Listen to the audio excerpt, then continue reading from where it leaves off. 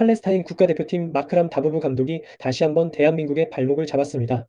팔레스타인은 19일 오후 11시 요르단 암만에 위치한 암만 국제경기장에서 열린 한국과 2026 국제축구연맹 북중미 월드컵 아시아 3차 예선 B조 6차전 중립 경기에서 1대1 무승부를 거뒀습니다. 이번 경기는 본래 팔레스타인 홈에서 열려야 했으나 이스라엘 하마스 전쟁 여파로 중립지에서 개최됐습니다. 팔레스타인은 홈팬들의 응원을 등에 업을 수 없는 상황임에도 불구하고 최선을 다했습니다.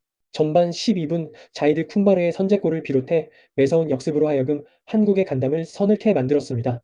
골 결정력만 따라줬다면 한국은 이변의 희생양이 됐을지 모릅니다.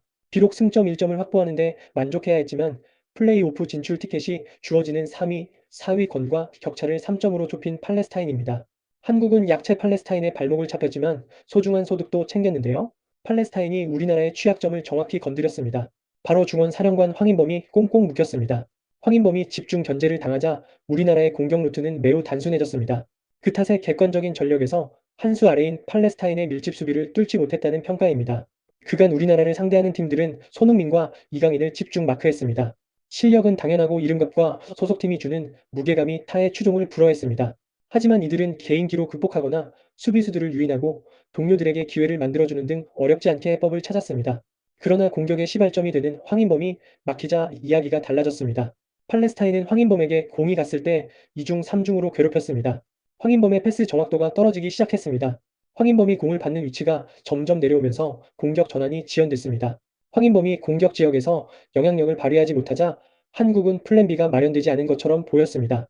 3차 예선 4연승 기간 동안 황인범의 패스 성공률은 늘 90%를 넘었는데요. 황인범은 지난 4경기 평균 패스 성공률 92.25%, 공격 지역 패스 16회, 당한 파울 1회를 기록했습니다.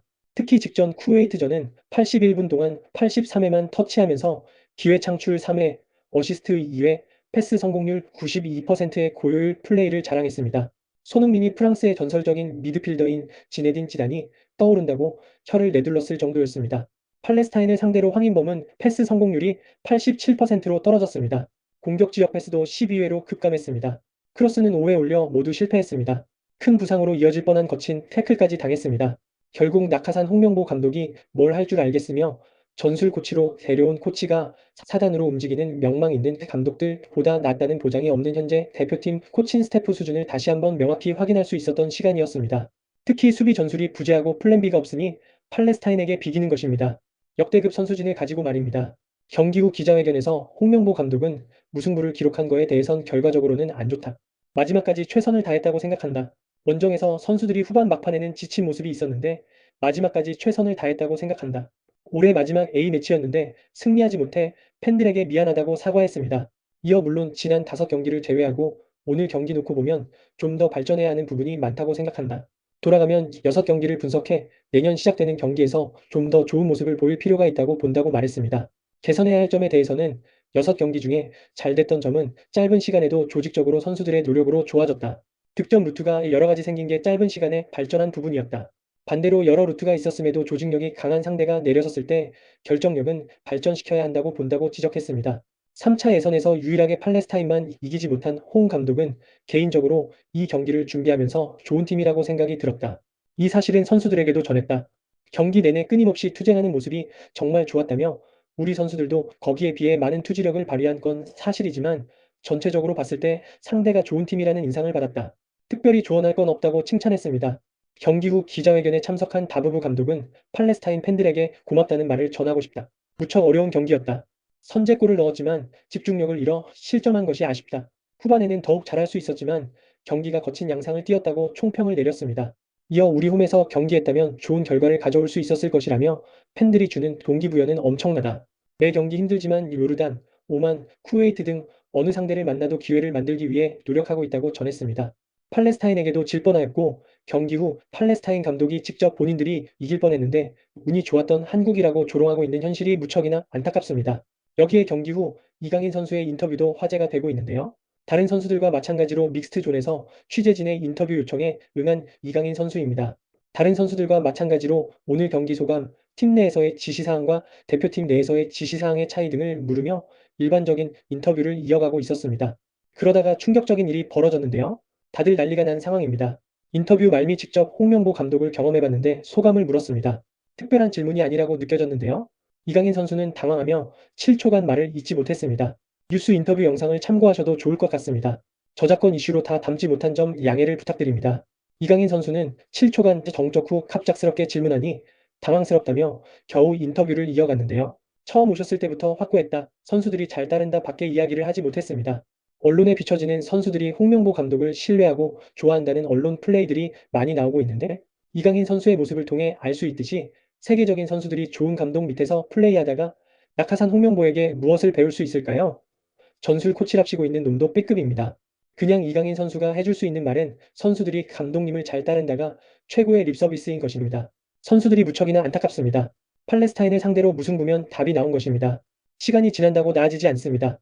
천재 미드필더 이강인이 세계적인 플레이메이커와 함께 국제축구 역사통계연맹 IFFHS 플레이메이커상 후보에 나란히 오르며 화제입니다.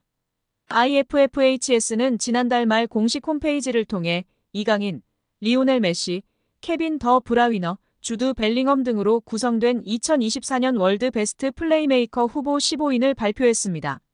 월드 베스트 플레이메이커상은 통계연맹이 2006년부터 매년 세계 축구를 빛낸 최고의 플레이메이커에게 수여하는 상으로 수상자에겐 황금공 트로피가 수여됩니다. 세계 축구 전문가의 투표로 최종 수상자를 선정하며 통상 연말에 수상자를 발표하는데요. 역대 수상자 면면은 화려합니다. 메시가 통산 최다인 5회 수상했고 사비 에르난데스가 4회, 더 브라위너가 3회, 안드레스 이니에스타가 2회 수상하며 메시의 뒤를 이었습니다. 지네딘 지단, 카카, 토니 크로스, 루카 모드리치 등이 한 차례씩 수상했습니다. 더 브라위너는 지난해 시상식에서 181점을 받으며 100점을 받은 메시를 81점 차로 따돌렸습니다. 베르나르도 실바가 78점으로 3위에 올랐습니다.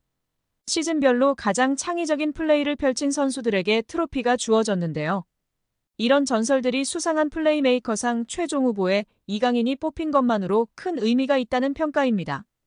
통계연맹은 최근 2시즌 이강인이 공격 포인트뿐 아니라 프랑스 리그1과 유럽 챔피언스 리그에서 선보인 드리블 돌파 찬스 메이킹 등의 능력을 높이 평가한 것으로 보입니다.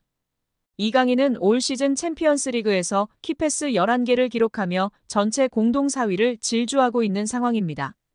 절차상 위법이 있다면 법적인 절차로 결정이 번복될 수도 있다. 법조계는 홍 감독 선임 과정의 절차상의 하자가 축구협회 결정에 번복을 가져올 수 있다고 짚으며 화제입니다. 익명을 요구한 변호사는 절차상의 위법이 있다면 법적인 절차로 결정이 번복될 수도 있다면서 다만 축구협회는 사단법인이기 때문에 민사소송을 거쳐야 한다. 우선 문체부 감사에 따라 장관이 어떠한 권고를 내리는지 지켜봐야 할 것 같다고 밝혔습니다.